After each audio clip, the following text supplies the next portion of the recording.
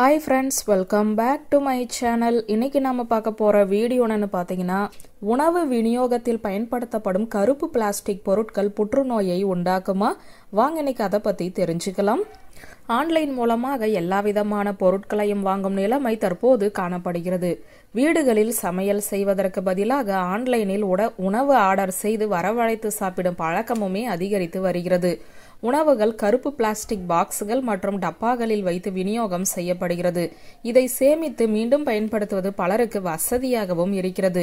கருப்பு பிளாஸ்டிக் பொருட்கள் அதாவது உணவு தட்டுக்கள், கரண்டிகள், கொள்கலன்கள் அன்றாட பயன்பாட்டில் இருக்கிறது. இந்த கருப்பு பிளாஸ்டிக் பெரும்பாலும் பழைய எலக்ட்ரானிக்ஸ் உள்பட மறுசுழற்சி செய்யப்பட்ட பொருட்களில் இருந்தே தயாரிக்கப்படுகிறது.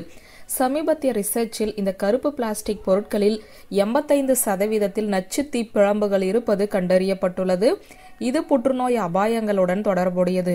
கருப்பு பிளாஸ்டிக்கில் உணவை சூடாக்குவது அல்லது கருப்பு பிளாஸ்டிக்கால் செய்யப்பட்ட பாத்திரங்களை பயன்படுத்துவதன் மூலம் நச்சு ரசாயனங்கள் உணவில் சேரும். இதனால் கருப்பு பிளாஸ்டிக் பயன்படுத்துவதை தவிர்க்குமாறு நிபுணர்கள் பரிந்துரைக்கிறார்கள்.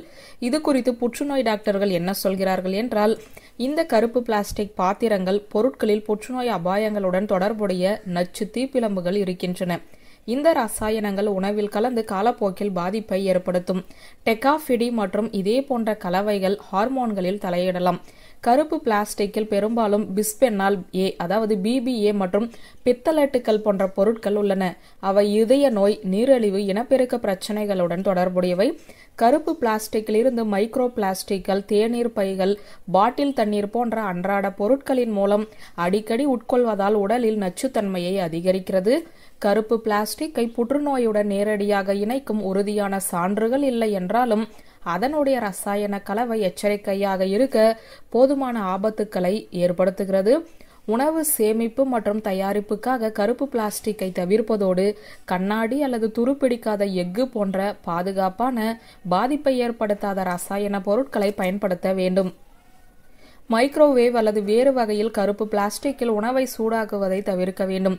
சூடுபடுத்துவதால் நச்சு ரசாயனங்கள் உணவில் கலந்து உடல்நல அபாயங்களை ஏற்படுத்தும். வியூவர்ஸ், இந்த வீடியோ உங்களுக்கு பிடித்திருந்தால் லைக், கமெண்ட், ஷேர் பண்ணுங்க. நன்றி.